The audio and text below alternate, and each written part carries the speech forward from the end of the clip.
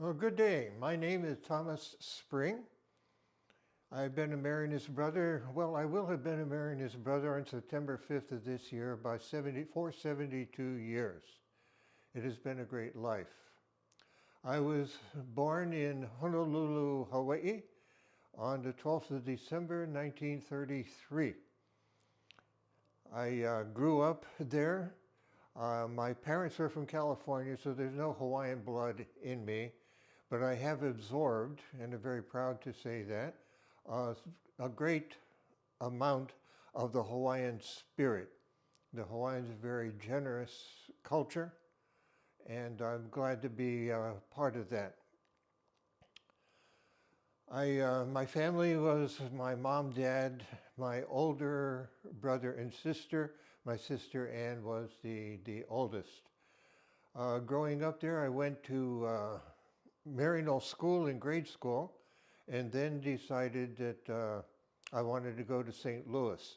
My father died in 1942 of TB, and all of a sudden I was in this family of mostly women, and I decided I needed some male experience in my life, and that's why I wanted to go to the brothers at what was then called St. Louis College. It eventually became St. Louis School.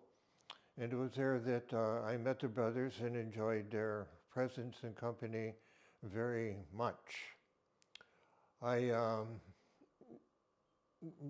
said my father died in 1942, and all of a sudden, everybody in the family had to go to work except me. I was too young. I was just 6 weeks shy of turning 9. I didn't even have a newspaper route then. So I grew up alone for much of the time. The only time the family was together was for lunch or dinner and weekends. And even then, my brother and my sister were working, so there wasn't much family life. But was very alone. What I learned later in life was that because I grew up alone, essentially, I built a real life around myself that really wasn't interested in letting anybody else in. I did learn from my mother, who was a very generous woman, to reach out to people. But letting people in was not something I did. I had no close friends. But eventually I joined the brothers and began all kinds of great things. Great in the sense that I got to go to California to learn how to become a brother. That was the end of my sophomore year of high school. And there were 6 other guys who were in the same situation, finishing our last 2 years of high school in Santa Cruz, California. That was a great experience. We call that the postulate. I made novitiate in upstate New York in a place called Marcy. There were 54 of us, and that was a great time together. I made vows in 1952 on September 5th, and wound up at the University of Dayton for my first year of what we called scholasticate, the time that young brothers spent in college. During that time, my sister died in a ship accident in the North Sea on her way to Ireland. And my mother was a McCoy, so Anne wanted to see if she could meet some McCoys. They returned her body to Honolulu. I was not allowed to go home for the funeral. Had it been my mother or father, I could have gone home. But in those days, you couldn't go home for your brother or your sister. What I found out later that really touched me deeply was that our community on Kalepohaku Slopes in Honolulu, there are a lot of brothers there, and a good number of them went to my sister's funeral in my place. And that touched me very deeply. We're very strong in ESM, in the Marinus about family spirit. And that was a great, just to know that they cared enough to go.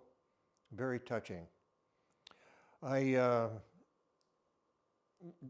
Being a brother has given me great advantages living with other guys who observed the same goals and ideals.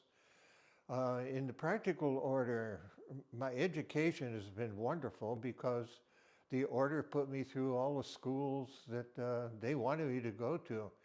I finished a degree, a bachelor's at St. Mary's College of California in physics. Later on, the order asked me to get a degree in physics also, which I did at Washington University in St. Louis. And then later on, they wanted me to get a degree in mathematics, which I did at Yeshiva University in New York City. And then later on my own, I decided I would like to have a degree in spirituality, which I got at St. Mary's at Santa Clara University in Santa Clara, California. Great education, learned a lot, benefited a lot. When I look back over my life, it has been a great life from many respects.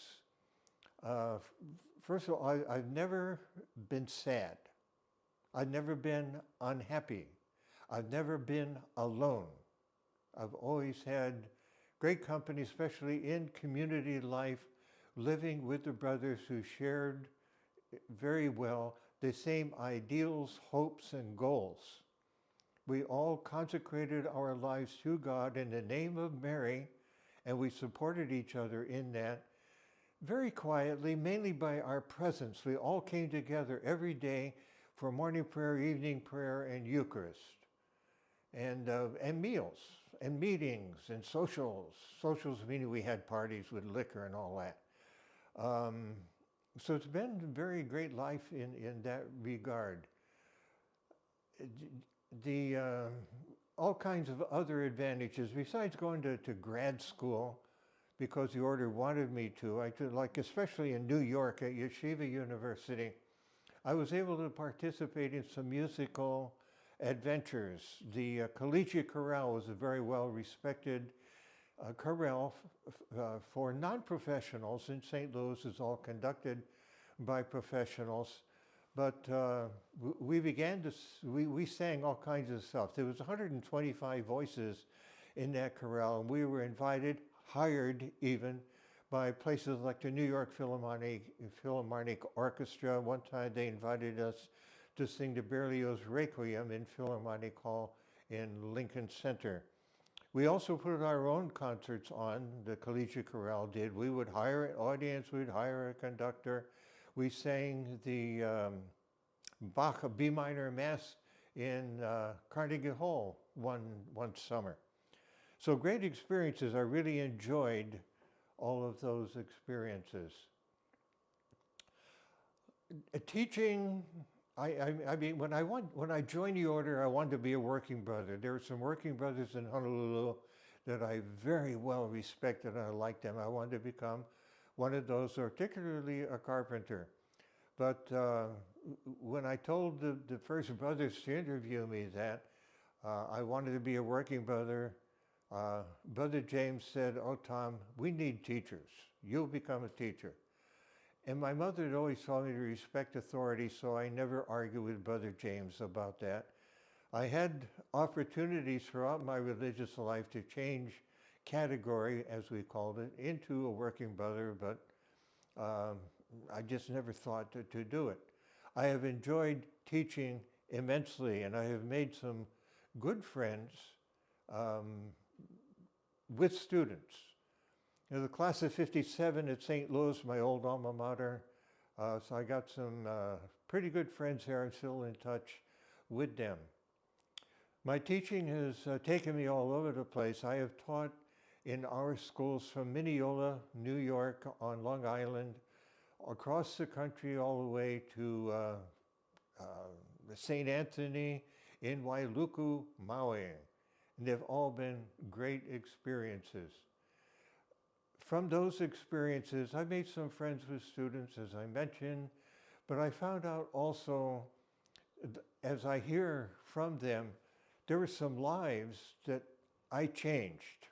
Not because I set out to do it, but simply because I associated with those kids in the schools, and I did something or said something that changed their lives. And that made me feel real good. I was happy about that. And it's been just a great experience to be in touch with them, to hear their gratitude, and to see how well they are all living.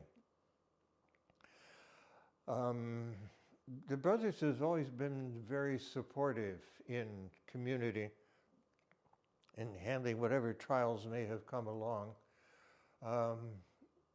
Yeah, I mentioned about my sister dying in that ship accident. I really didn't mourn her until 1967. She died in 53. And so it was several years later before all of a sudden, one day I was sitting in chapel doing our mental prayer when I began to cry, just thinking about Anne. And I go, wow. And so when I related that to the brothers, they were very sympathetic and supportive and understanding. And that also was a great experience of family spirit in my life. So I'm very grateful to be a Marianist brother and to have been a Marianist brother for these many years. And I'm grateful for God's graces and presence. I've learned so much about how good God is to me and to all of us.